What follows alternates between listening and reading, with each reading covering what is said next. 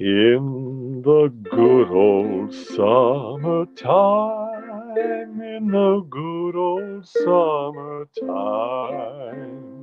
strolling through the shady lanes with your baby mine.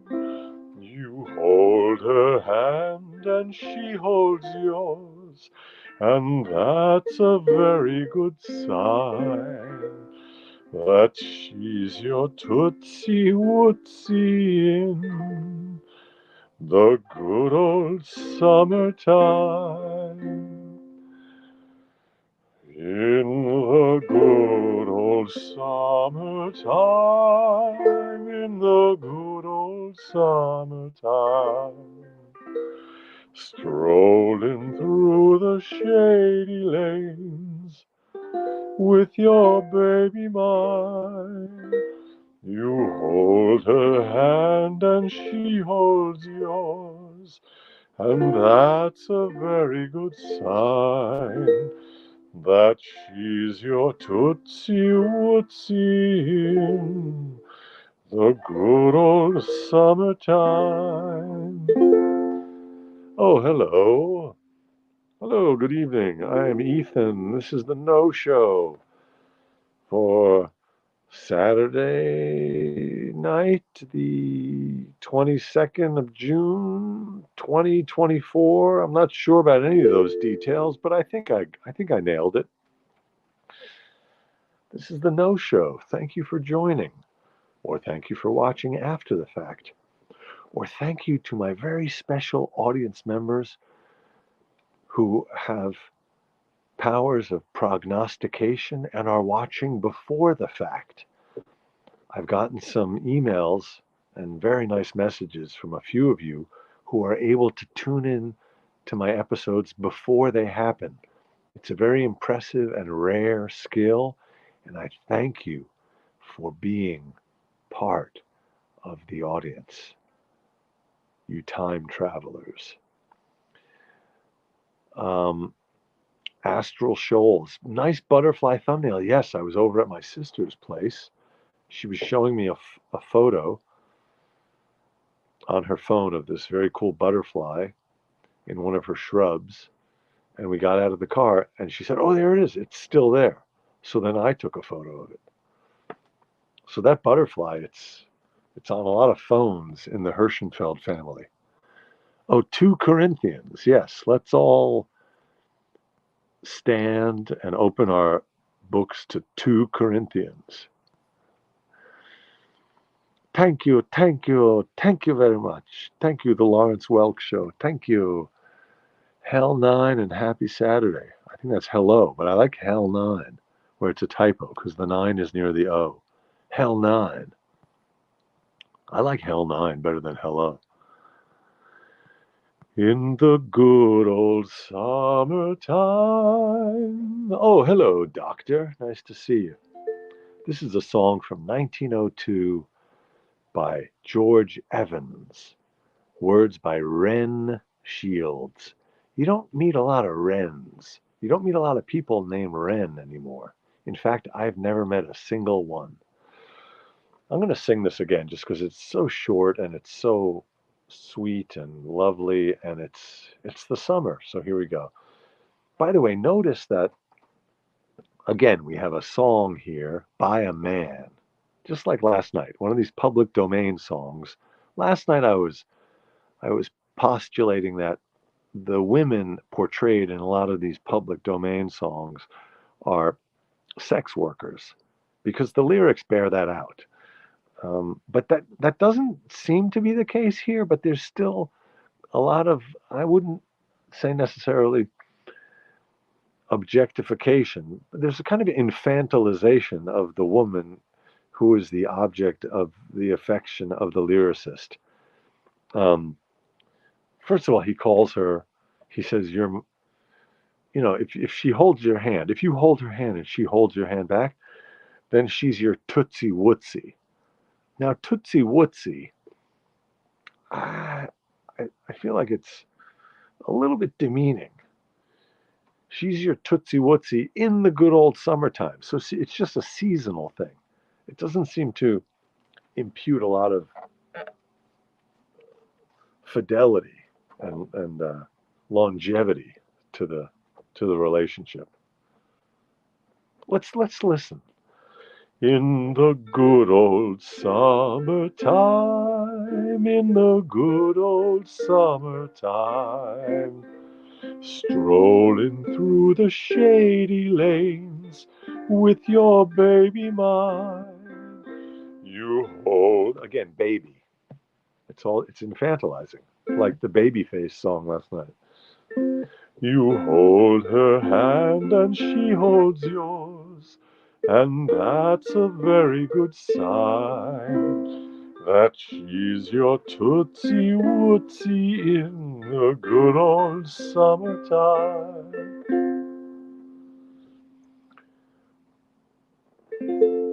George Evans.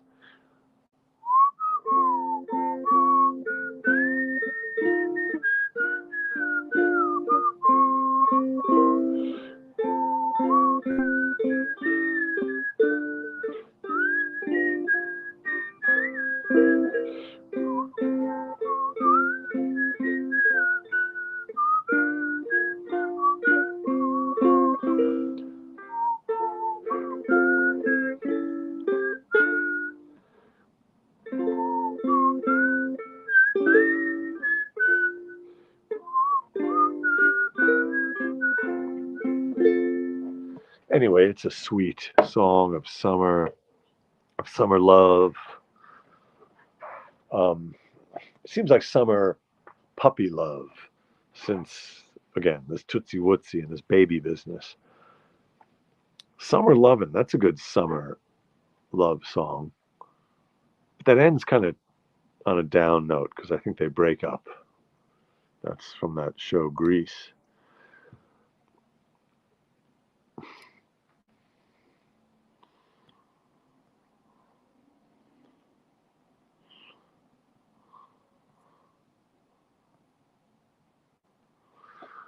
A kazoo is a nice idea, actually. Thank you for that idea. The sign of a high intellect artist is the ability to incorporate their environment into the art. Interesting. So, Astral Shoals, I like that idea. The sign of a high intellect artist is the ability to incorporate their environment into the art. So, for example, if I'm strumming and humming and then a little bug flies and I continue to strum and hum but go, then I'm incorporating my environment. So I appreciate that.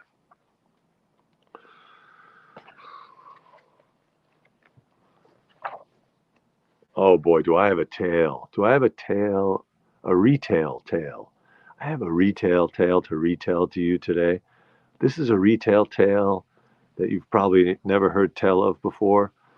It's a retail tale that's not a tall tale. This is a retail tale it's uh it's a high value retail tale. This is a retail tale that I'm going to tell that you've never heard tell of before, and it's a retail tale that no discounts. This is a retail tale. It involves the checkout at the supermarket. Man, this is quite a tale. And like I said, it's not a tall tale that I'm going to tell you. This retail tale is not a tall tale that I'm going to tell you. This is a tale. This is I'm going to tell it to you straight. I'm going to tell you this retail tale straight. It's not a twice told retail tale. No, it is not a twice told. This is a once told. Actually, I lied. This is a twice told retail tale because I've already told it twice. No, I've already told it once, so now um, it's going to be twice told. Tonight, this is going to be a twice told retail tale that I'm going to tell you, and it's not a tall tale. Prepare yourselves. This is a retail tale that you're going to want to hear told. It happened at the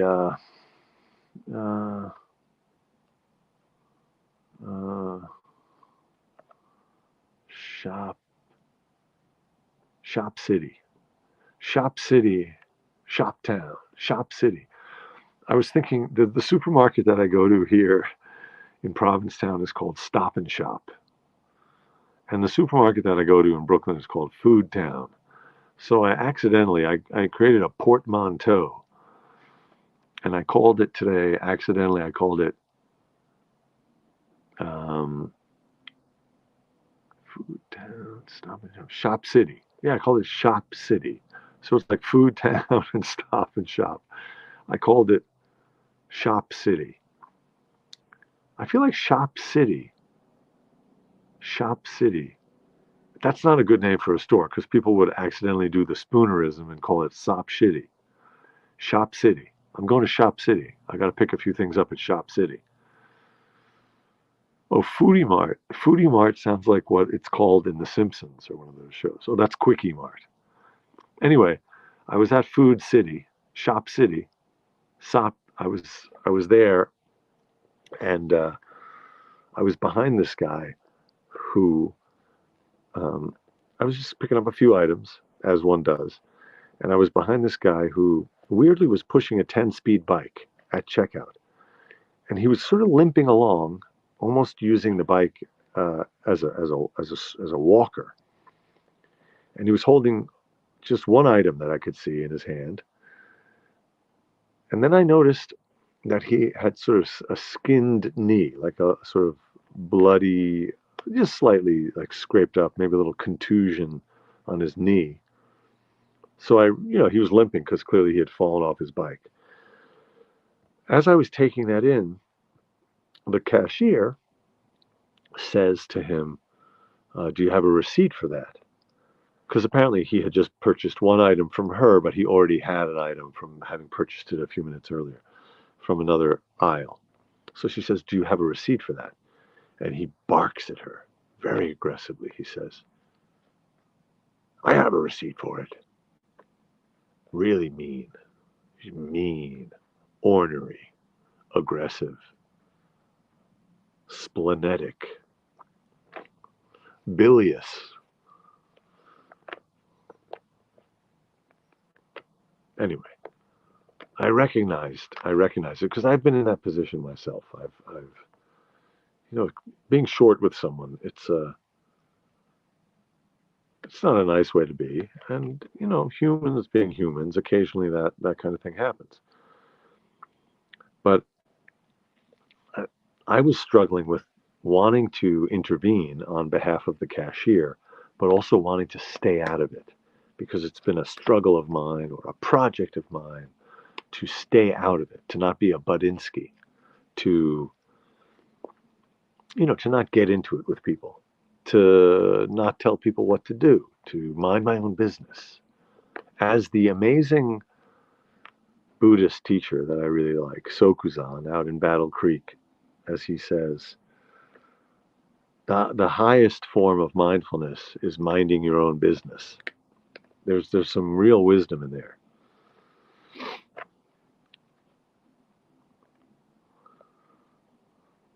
Yes, his honor was insulted, and yes, hello, Dave in L.A. It was just a reflection. His knee was hurting. Exactly.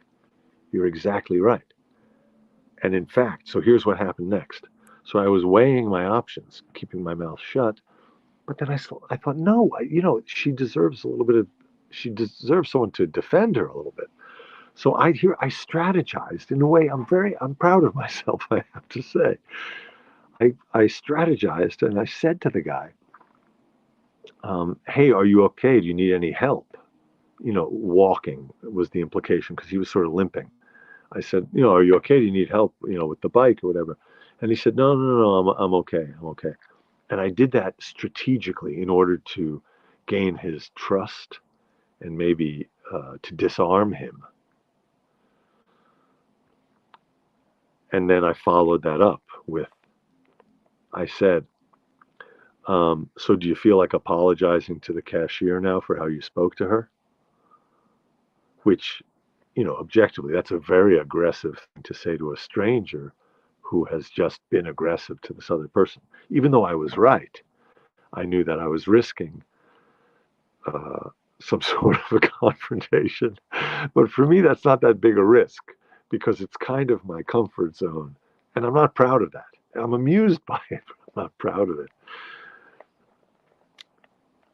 Also, it plucked the string of, it plucked the indignant string in the ukulele of my heart, and the indignant string is tuned a little tight in my heart, and it might even be the top string. And it might be genetic, feeling indignant, feeling risible when someone is wronged. So I said to him, as I just described, I said, "Are you okay? Are you okay?" He said, I'm fine." And then I said, "And so, do you feel like apologizing now to the cashier for the way you spoke to her?" And and to my amazement, he did not. To my amazement, he did not say. He did not say, um, "No, I don't." Uh, and then follow that up with some imprecation or insult.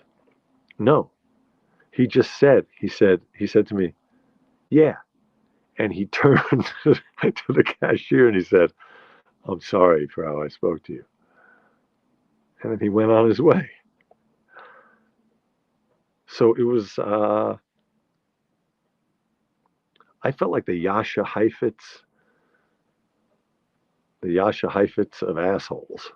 Like the asshole being, like I was playing, like Heifetz would play a violin. I was playing this.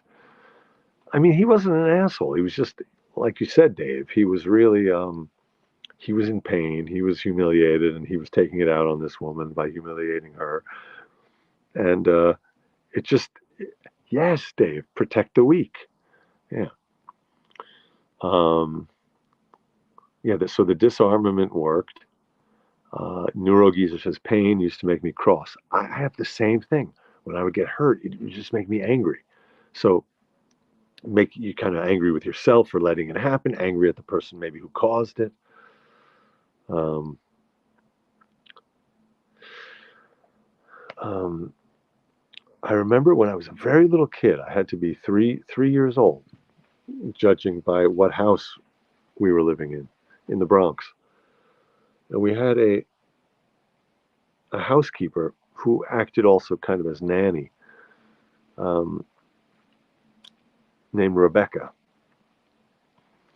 And I remember once I hurt myself by falling or banging my arm or my knee against the banister. And I remember vividly she kind of picked me up or held me or whatever, and she walked over to the banister and she said, which banister? Which banister?" She was from Jamaica, so she had this great accent. She said, like, "Which banister did this to you?" And I pointed out, and she said, "Bad, bad banister, bad. You hurt him. You hurt." She really hit on something. She hit on something that when you get hurt, there is a satisfaction then in being able to assign blame, maybe get a little bit of retribution, even against an inanimate object. So that was very well done. In the good old summertime, in the good old summertime, walking with my in the shady lanes with my baby mine.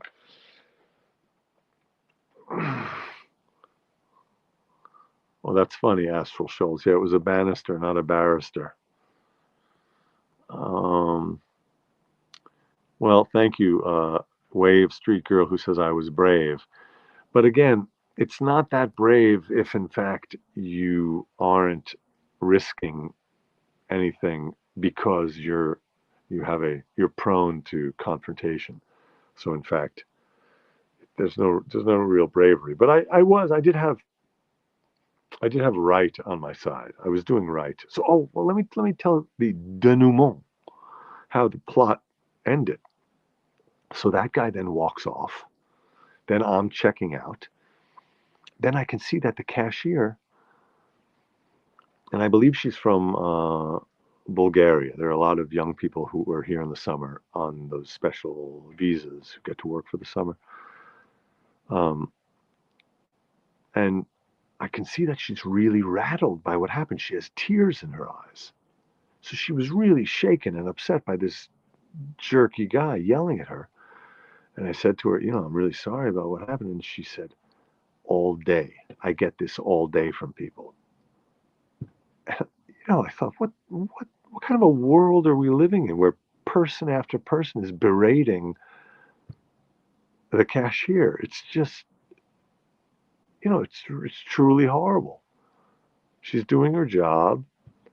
And I was actually, now that I'm saying it, I was amazed at how impassive she was when the guy yelled at her. She didn't show a thing. She had a total poker face, which was really impressive, to not show any emotion when someone is just totally irrationally throwing their aggression at you.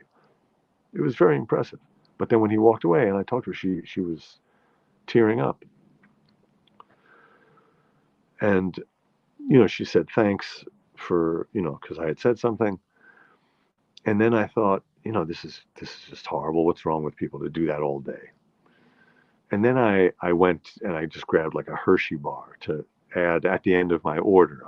I used to, when I was a kid, I loved these Hershey with almonds. I don't eat them anymore as a vegan, but it's a pleasure of years gone by for me. I kind of think of it as the quintessence of American confection. I don't think anything's ever been done quite as well as the Hershey bar with almonds. And never again will a Hershey with almonds pass these lips. I am sworn vegan. I'm veganized to the core. I'm a zealot. I'm a proselytizer. I'm walking the vegan path proudly and happily. But I still remember fondly the perfect texture and flavor, followed by that crunch of that roasted almond. Tonight's episode is brought to you by the people at Hershey's. By the way, people used to tease, since my name is Herschenfeld, a kind of silly tease as a kid was to say, hey, Hershey bar, instead of Herschenfeld, to call you Hershey bar, which that's not a great insult since it's just the most delicious thing on the planet. Anyway, she thanked me. She was touched by the gesture, but she said, I don't eat sweets. So I thought, oh man, I should have. So I said to her, what's wrong with you? So I just yelled at her and she started crying again. No, I didn't. I said, oh, I should have gotten you something else. Anyway, that's what happened. Best candy bar. Yes, Blue Lady. We agree. The Hershey with almonds. It's right up there with the Reese's peanut butter cup. Those two items, I could live on those. Yeah, so no, I did not berate her. I thanked her. I went on my way. That's what happened today. In the good old summertime, in the good old summertime, walking in the shady lanes with my baby mine. You hold her hand and she holds yours, and that's a mighty good sign that she's your tootsie wootsie in the good old summertime. I have to look up the lyricist and the composer again. Rosalind says, I had to have a course of radiation 2 years ago, and one waiting patient started yelling at the receptionist. Oof, that's a heavy story all around. I told her to be nice, be grateful that you are here to be healed, and shut the up. Oh no, I misread that. You did not tell her to shut the up. You said she shut up. I like the idea. That's well played, Rosalind. Rosalind, you're there in the waiting room for radiation. Another patient starts yelling at the receptionist, and you say, be nice, be grateful that you're here to be healed. Read that 6-month-old magazine. You think that medical offices, with the prices, the amount of money they charge, You'd think they could have updated magazines. It seems like whenever you pick up a magazine at a doctor's office, it's at least 6 months old. Put that in the a healthcare reform bill. A health. Nikki Haley. Nikki Haley.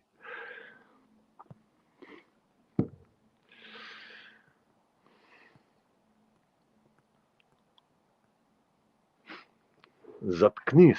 The way you say shut up in Russian, you say zatknis. Zatknis. I'm not pronouncing it perfectly, but in German you say halte Klappe. Shut your clapper. Halte Klappe.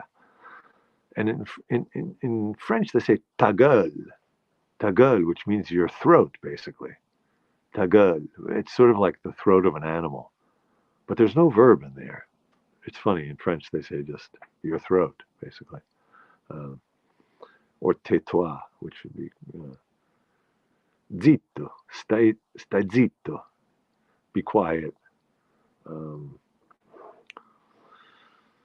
Trying to think if there are any other languages where it's an interesting way to say be quiet. Cállate. I don't know what that means, cállate, other than be quiet. Okay, we got to do another song. Oh my God. Anyway, so there I was at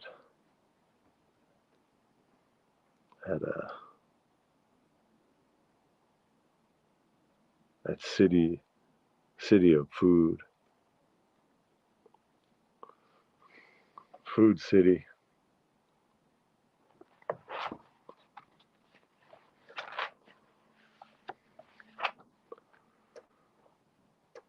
Oh wait, let's look up who composed that song again.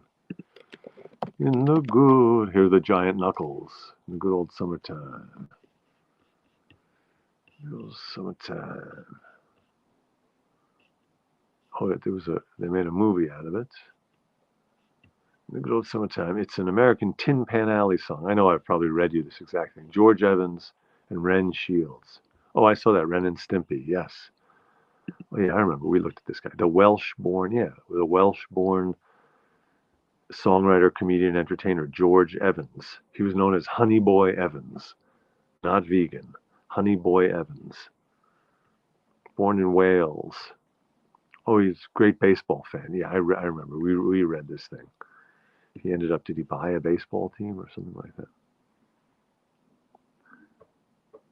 Oh, he spent 2 weeks in March of 1908 with the Philadelphia Phillies at spring training in Savannah, Georgia, where he stayed and practiced with the team. The Phillies named their team of younger players the Honey Boys in honor of Evans. Okay, so that was the guy who wrote the song. And the lyrics are by Ren Shields, an American folk musician born in Chicago in 1868. He died in 1913 in Massapequa.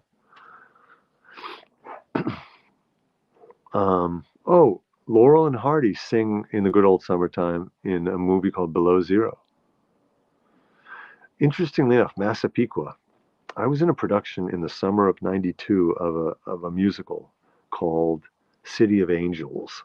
And one of the other guys I was singing and acting in that show with, he was from Massapequa, Long Island.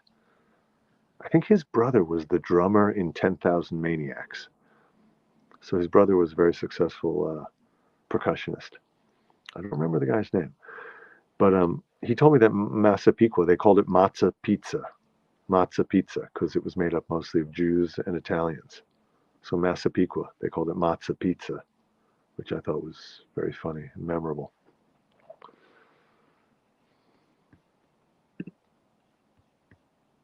All right, here we go.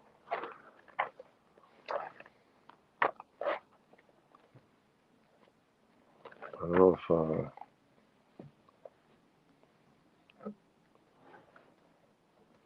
Okay, here we're going back to 1852.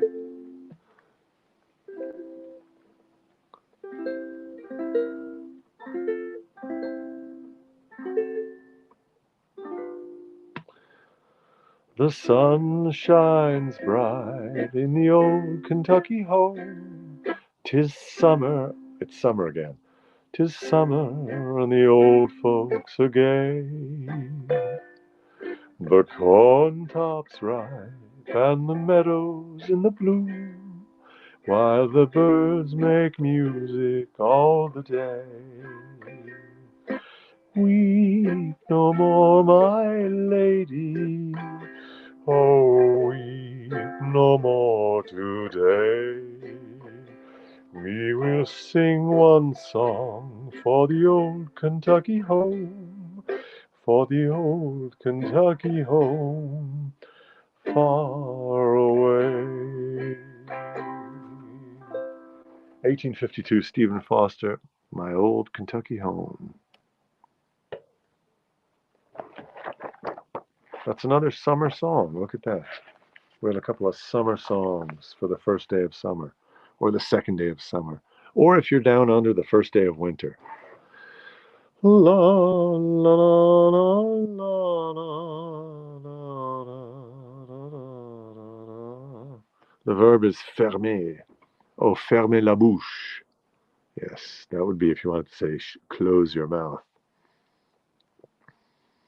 Yes, neurogeezer, I mentioned that last time. I will leave that out for now and future. No need to bring up the fact that that song had those horrible, horrible lyrics originally.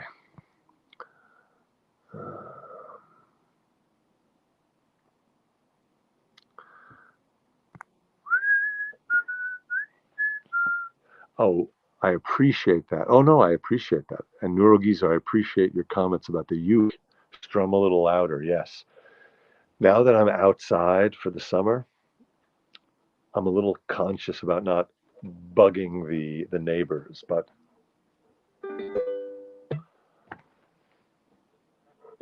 on the other hand, it's not amplified. Maybe it's fine. I'll be loving you always, with a love that's true always. When the things you plan need a helping hand, I will understand always, always. Days may not be fair always. That's when I'll be there always. Not just for an hour, not just for a day, not just for a year, but always. Always here at 9, every night at 9. Thank you so much for your eyes and your ears. Thanks for tuning in. All